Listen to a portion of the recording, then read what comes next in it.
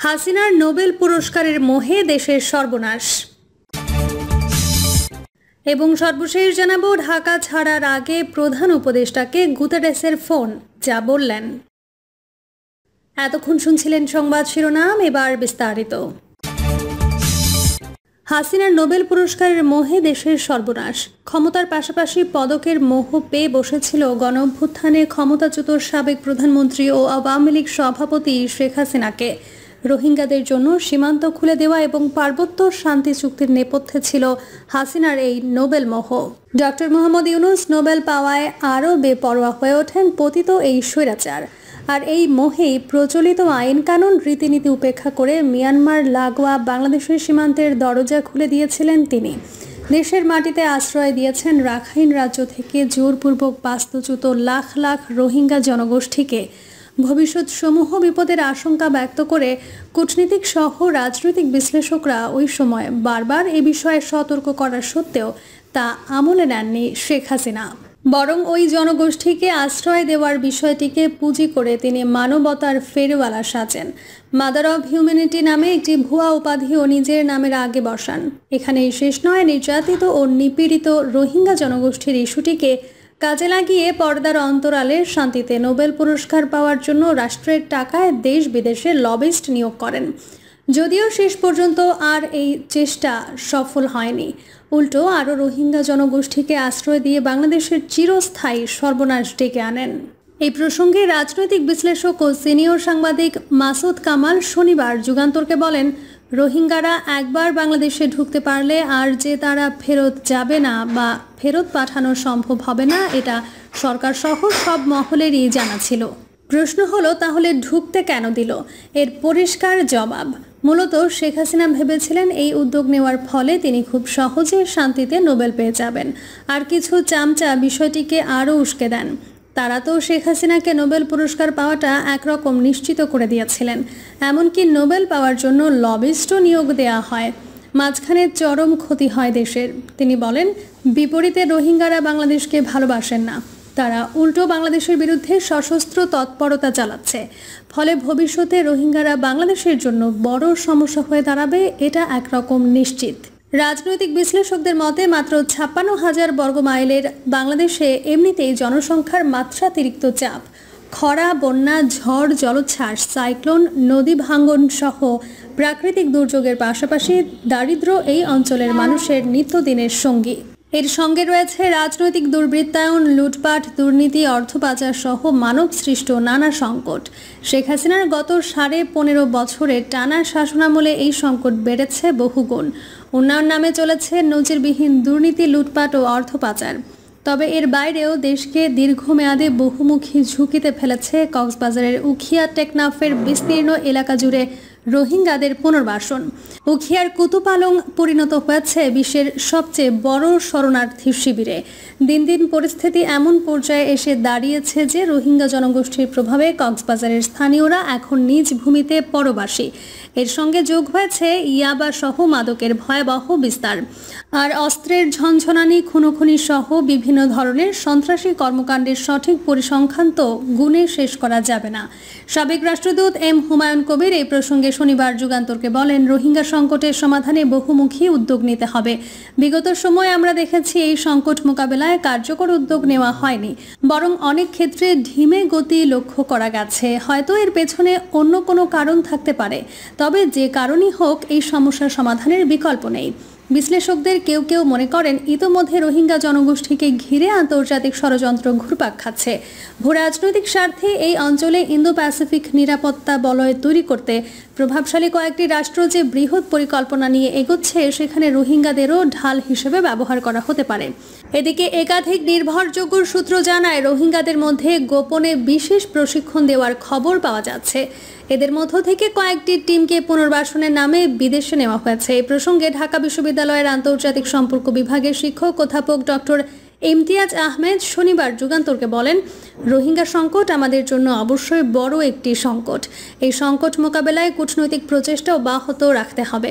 প্রয়োজনে একটি মাস্টার প্ল্যানের আওতায় এই সমস্যার সমাধান খুঁজতে হবে, তা না হলে এটি আমাদের জন্য একটি স্থায়ী সমস্যা হয়ে দাঁড়াবে। মূলত মিয়ানমারের সাম্প্রদায়িক দাঙ্গায় হাজার হাজার রোহিঙ্গা জনগোষ্ঠীর বাংলাদেশে পালিয়ে আসার ঘটনা সেই 1942 সালে ব্রিটিশ আমল থেকে। স্বাধীনতার পরেও বিভিন্ন সময়ে রোহিঙ্গারা বাংলাদেশে এসে আশ্রয় নিয়েছে।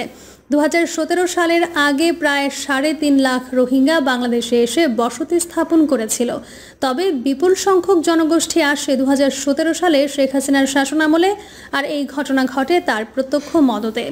সরকারি হিসেবে বাংলাদেশে বর্তমানে রোহিঙ্গার সংখ্যা 12 লাখেরও বেশি। এর মধ্যে 8 লাখ রোহিঙ্গা এসেছে 2017 সালের সেপ্টেম্বর থেকে পরবর্তী কয়েক মাসের মধ্যে। কক্সবাজারের উখিয়া ও টেকনাফ উপজেলায় 34টি স্বীকৃত ক্যাম্পে এরা বসবাস করছে। সংশ্লিষ্টরা বলছেন 2017 সালে রোহিঙ্গা জনগোষ্ঠীকে মিয়ানমার থেকে এসে বাংলাদেশে আশ্রয় নিতে শেখ হাসিনা প্রকাশ্যে আহ্বান জানিয়েছিলেন, যে কারণে স্রোতের মতো এসে তারা বাংলাদেশে আশ্রয় নেয়। ওই বছরের 12 সেপ্টেম্বর কক্সবাজারে এক জনসভায় শেখ হাসিনা বেশ গর্ব করে বলেন, আমরা 16 কোটি মানুষের খাবার দেই, সুতরাং বিপদে পড়ে আমাদের দেশে আসা 2-5-7 লাখ রোহিঙ্গাকে খাবার দেওয়ার ক্ষমতাও আমাদের আছে।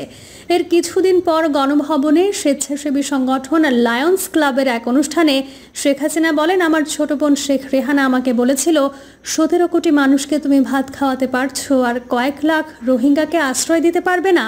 আমি বলেছিলাম অবশ্যই পারবো, তাদের আশ্রয় দিয়েছি।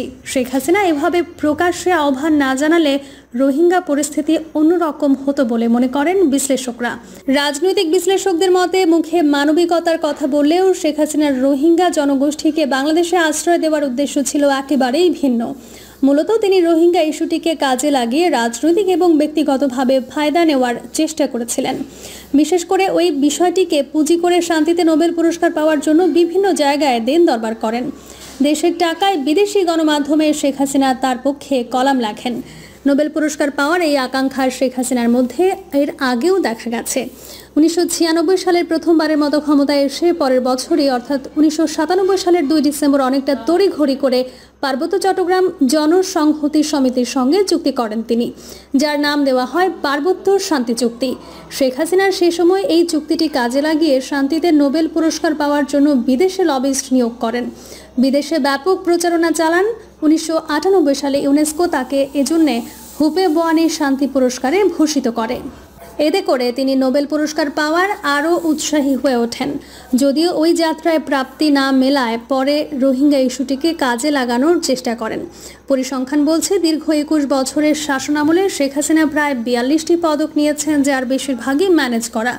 জানা গেছে বাংলাদেশ মিয়ানমার দ্বিপাক্ষিক আলোচনার মাধ্যমে 1978 এবং 1992 সালে মিয়ানমার সরকার বাংলাদেশের আশ্রয় নেওয়ার রোহিঙ্গা শরণার্থীদের বড় অংশকে ফিরিয়ে নিয়ে যায়। এর মধ্যে 1978 সালে জিয়াউর রহমানের শাসনামলে এবং পরবর্তীতে 1992 সালে তৎকালীন প্রধানমন্ত্রী খালেদা জিয়ার শাসনামলে কূটনৈতিক প্রক্রিয়ায় রোহিঙ্গা শরণার্থীদের বাংলাদেশ ফেরত পাঠায়। কিন্তু শেখ হাসিনার শাসনামল থেকে এই প্রক্রিয়া থমকে যায়।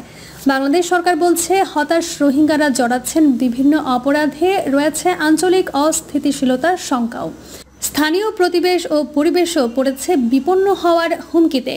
তথ্য বলছে বিশাল এই জনগোষ্ঠীর জন্য মানবিক সহায়তা কমে গেছে ব্যাপক মাত্রায়। খাদ্য সহায়তা কমানোর পথে হাঁটতে হয়েছে জাতিসংঘের খাদ্য সংস্থাকেও। দাতা সংস্থাগুলো প্রথম দিকে ব্যাপকভাবে সাহায্য সহযোগিতার জন্য হাত বাড়ালেও এখন তারা মুখ ফিরিয়ে নিতে শুরু করেছে। সীমান্ত ও ক্যাম্প নিয়ে কাজ করা উচ্চ পর্যায়ের একজন সরকারি কর্মকর্তা শনিবার এই প্রসঙ্গে যুগান্তরকে বলেন, মিয়ানমার থেকে মাদক চালানোর সঙ্গে অস্ত্রও আসছে। সীমান্ত ও ক্যাম্প নিয়ে কাজ করা উচ্চ পর্যায়ের একজন সরকারি কর্মকর্তা শনিবার এ প্রসঙ্গে যুগান্তরকে বলেন, মিয়ানমার থেকে মাদক চালানের সঙ্গে অস্ত্র আসছে। রোহিঙ্গারা এর সঙ্গে জড়িয়ে পড়েছে, তারা অবৈধ অস্ত্র ব্যবহার করছে। এতে প্রাণহানির ঘটনা ঘটছে, মাদক ব্যবসা করছে, সারা দেশে মাদক ছড়িয়ে দিচ্ছে। তিনি আরও বলেন, অধিকাংশ রোহিঙ্গা ক্যাম্প পাহাড়ি এলাকায়, সন্ত্রাসীদের অস্ত্রের গুদামও সেখানে।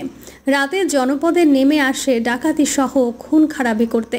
এমনকি পেশাদার এসব খুনি চুক্তিতে খুনের কাজ করে, হত্যা শেষে আবার চলে যায়। খুন, জখম, মাদক, মানব পাচার, চাঁদাবাজি, অপহরণ, দোকান বাণিজ্য এবং আধিপত্য বিস্তার রোহিঙ্গা ক্যাম্পে এখন নিত্য নৈমিত্তিক ঘটনা হয়ে দাঁড়িয়েছে। প্রিয় দর্শক, এই ছিল এখনকার সর্বশেষ সংবাদ। আপডেট সব সংবাদ পেতে চ্যানেলটি সাবস্ক্রাইব করে বেল আইকনটি ক্লিক করে রাখুন।